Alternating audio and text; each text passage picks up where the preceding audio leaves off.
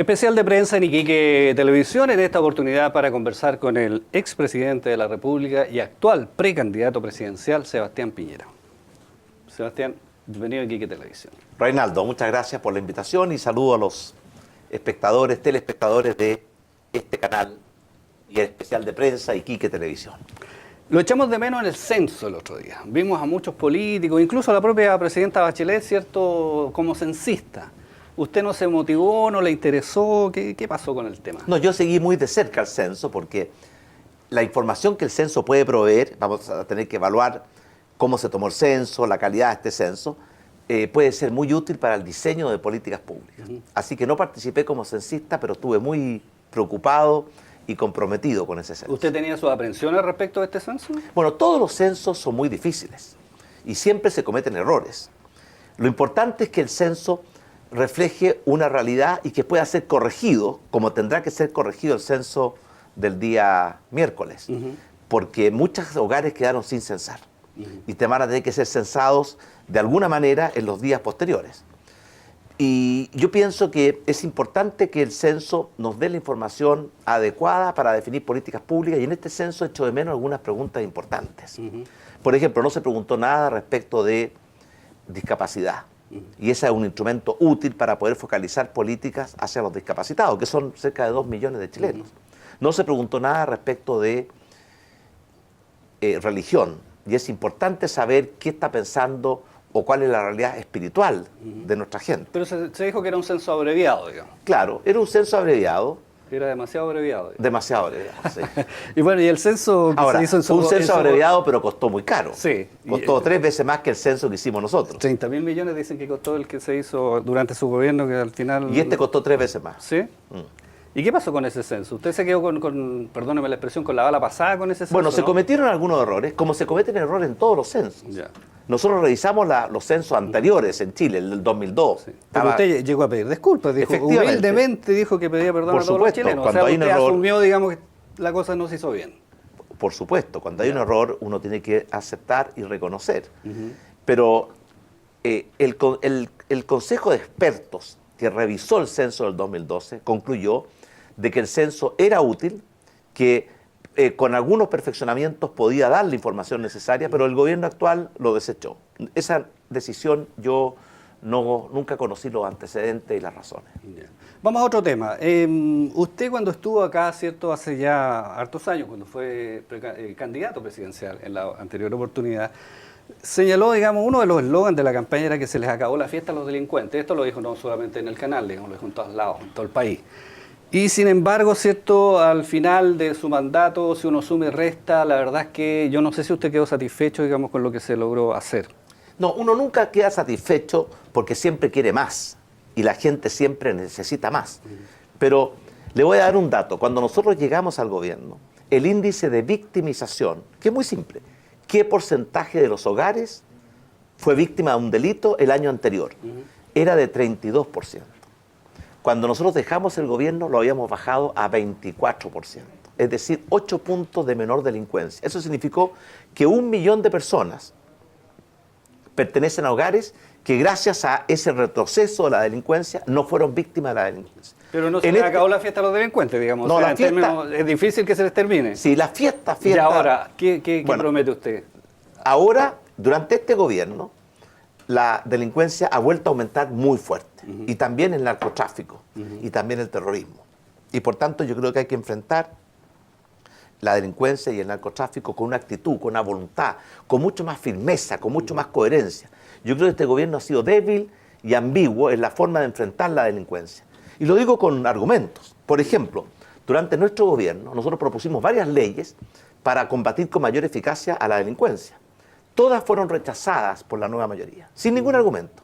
Simplemente una especie de huelga legislativa. Pero ahora el mismo gobierno está tratando de impulsar estas leyes. Y por tanto yo creo que tenemos que rectificar profundamente el rumbo de la forma en que enfrentamos la delincuencia en Chile. Pero usted le dio la libertad a 9.500 condenados por delitos graves. El subsecretario Antonio Frey, ¿cierto?, lo criticó duramente, dijo que usted había prometido frenar la puerta giratoria, pero definitivamente entregó todas estas libertades. No, está muy equivocado el subsecretario Frey, por eso tal vez dejó de ser subsecretario. Ya. Porque nosotros le dimos libertad a personas que ya habían cumplido gran parte de su pena por delitos menores y con énfasis en razones humanitarias. Por ejemplo, madres de hijos pequeños o muchas personas que habían cometido delito en Chile que eran extranjeros y les dimos la opción de reemplazar la pena en Chile por su expulsión del país. Y en consecuencia, esa medida no significó en nada aumentar los delitos, significó descongestionar las cárceles para que los delincuentes graves, los que cometen delitos graves contra la sociedad, pudieran ir a las cárceles. Así que fue una medida que favoreció la seguridad. Pero le digo lo siguiente, al final las cifras son importantes. Durante nuestro gobierno, 1 millón de chilenos se salvaron de la delincuencia gracias al avance que hicimos en materia de seguridad. Durante este gobierno, ese mismo millón de personas ha vuelto a sufrir las consecuencias de la delincuencia porque el índice de victimización ha crecido. ¿Qué hay que hacer? Muchas cosas. La primero, el Carabinero anunció una reforma administrativa para controlar mejor, fiscalizar mejor el uso de los recursos, muy necesario. Pero falta la otra reforma que nosotros vamos a implementar, que es la reforma operativa, para que sean más eficaces en el combate al delito, para que puedan prevenir con mayor eficacia, para que no lleguen tarde cuando el delito ya se cometió y ya no hay inculpado, no hay testigo, no hay información y por tanto el delito queda impune. Esa reforma, en la cual estamos trabajando intensamente, va a ser parte de nuestro programa de gobierno. Según Ciber Chile, en los años 90 usted compró firmas de Manuel Cruzat que estuvieron años sin actividad y una de ellas se usó para las inversiones Bancar, ¿cierto? Para que las inversiones Bancar declarara pérdidas por 44.000 millones de pesos en lo que se ha conocido como empresas zombies. Cuando le preguntaron sobre este tema, usted dijo que no quería entrar en detalles porque no tenía tiempo. ¿Qué tendría que decir sobre esto? Muy simple. En primer lugar, ese artículo está lleno de errores. El artículo de Ciber Chile. Efectivamente, muchas imprecisiones, muchos errores. Pero yo puedo decir lo siguiente, esa operación que hizo una empresa se ajustó estrictamente a la ley, fue conocida, revisada y aprobada por el Servicio de Impuestos Internos y en consecuencia fue algo totalmente legítimo y totalmente legal. Esta era una empresa, ¿cierto?, la editorial Los Andes, que compró la Compañía de Desarrollo Industrial, que tenía 39.000 millones de pérdidas. Y usted dice esto está, digamos, dentro de los parámetros absolutamente, correctos, no solamente está dentro de los parámetros correctos. Todas estas operaciones eran conocidas, revisadas y podían ser aprobadas o rechazadas por el Servicio de Impuestos Internos. Y en este caso fueron aprobadas. Y por lo tanto, se cumplió con la ley, se dio la información a Impuestos Internos, se aprobó por Impuestos Internos y es absolutamente legítimo.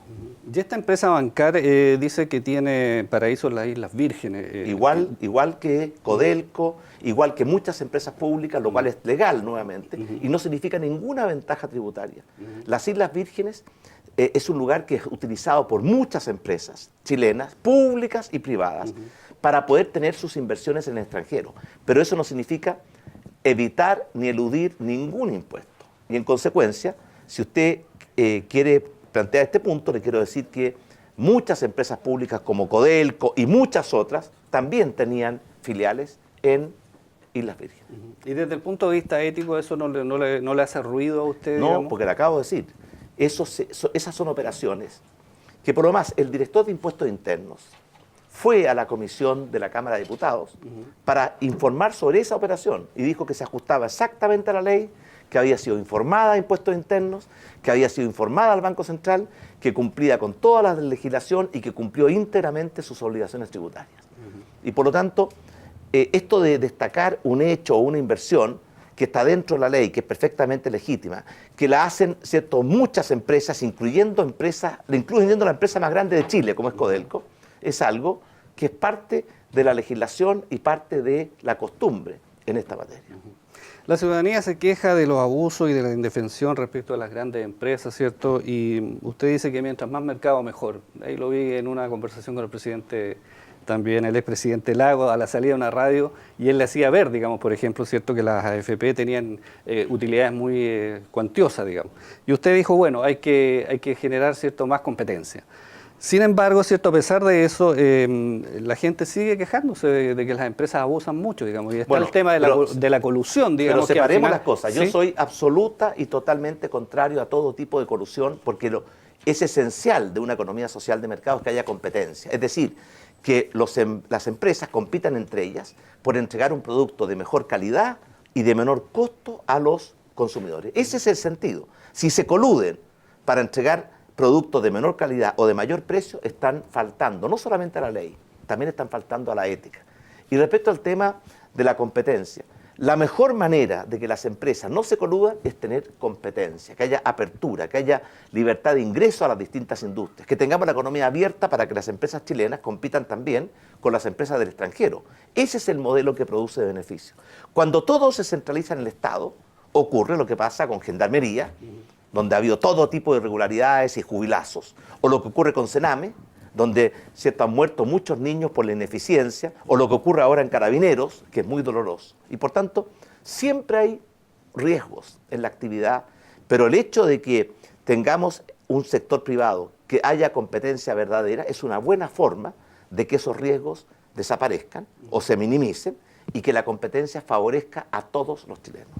En términos de los compromisos que usted sostuvo, digamos, el año 2010 para nuestra región, hay algunos que todavía no se cumplen, el Hospital Moderno para Alto Hospicio, el nuevo Estadio para Iquique, en fin.